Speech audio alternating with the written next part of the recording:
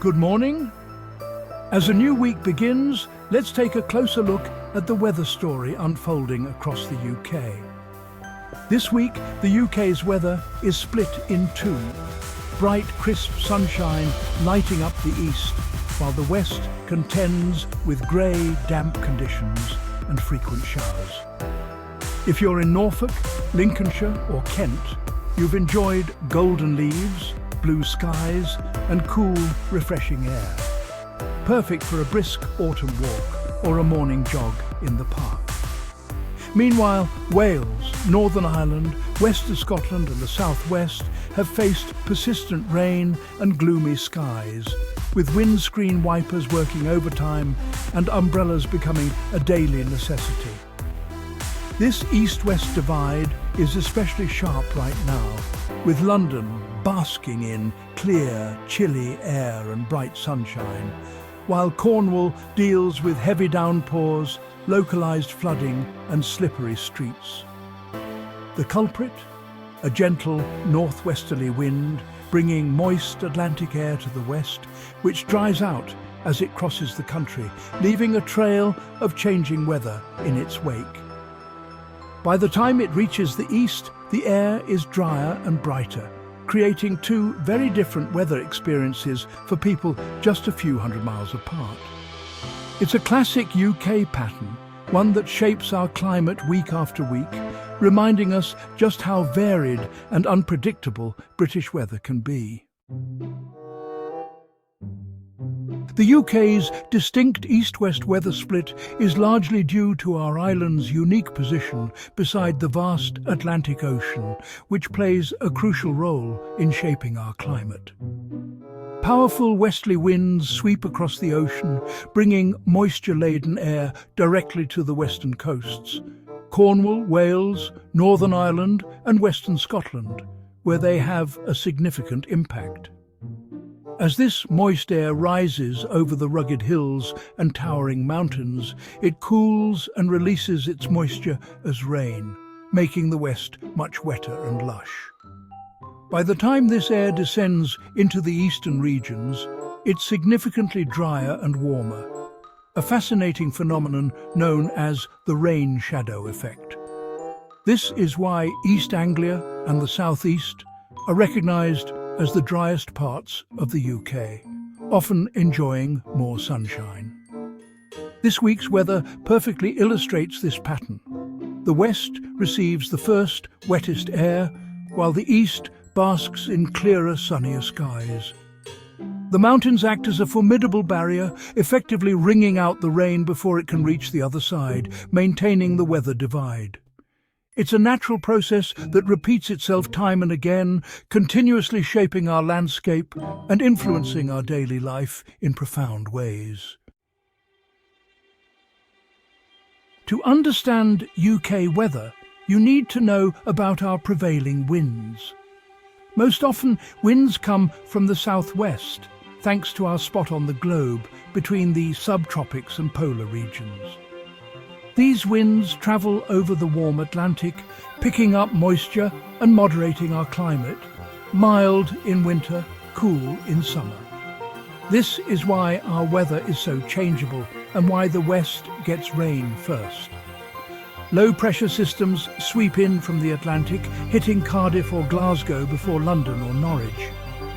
This week the wind's a bit more northwesterly, making things cooler but still wet in the west. Even small shifts in wind direction can change our weather, but the Atlantic's influence is always there. It's the reason our climate is famously unpredictable. The UK's hills and mountains are key players in our ever-changing weather drama. The Scottish Highlands, the rugged Pennines, the ancient Cambrian mountains and the wild moorlands of Dartmoor all act as natural barriers, forcing moist Atlantic air to rise, cool and condense, causing rain to fall. That's why places like Capel Curig in Snowdonia and the Western Highlands of Scotland are among the wettest and most rain-soaked areas in the entire country. These uplands soak up the rain, creating lush green landscapes and vibrant valleys in the west, where the scenery thrives on moisture. Once the air crosses the high ground, it sinks, warms and dries out, leading to clearer skies and drier conditions in the east. Cities like York and Lincoln, along with Cambridge, sit comfortably in this rain shadow, enjoying far less rain and many more hours of sunshine than the west. Our landscape doesn't just look beautiful, it actively shapes and influences our weather patterns every day. The result? A dramatic contrast between the soggy, rain-drenched west and the bright, dry, sunlit east. It's geography in action, shaping our climate and daily lives every single day. November is a gateway to winter, and unsettled, wet and windy weather is the norm as the jet stream steers Atlantic systems our way. The east-west split we're seeing is a common twist on this theme. The west is usually wetter, especially in autumn and winter, while the east stays drier. This year, western rainfall is already above average, while the east is slightly below. Temperatures are typical for mid-November, high single digits or low double digits, with frosty nights in the east and milder ones in the west. The UK's normal is changeability, and this week's pattern is a classic example. Two types of weather side by side. It's a reminder that our averages are made up of many different patterns. In the east, from the Scottish borders to East Anglia, this week's weather has been a November treat. Sunny, crisp and dry. Farmers welcome the break from soggy fields, and everyone enjoys brighter days and cleaner streets. The air feels invigorating, perfect for a brisk walk or a day out. But clear skies mean cold nights. Frost and fog are common, making mornings tricky for drivers. Plants get the signal to go dormant, and gardeners must watch for frost damage. The extra sunlight is a mood booster as we head into winter. It's a trade-off. Beautiful days but cold, sometimes foggy nights. The east's weather is a reminder that sunshine and chill often go hand in hand.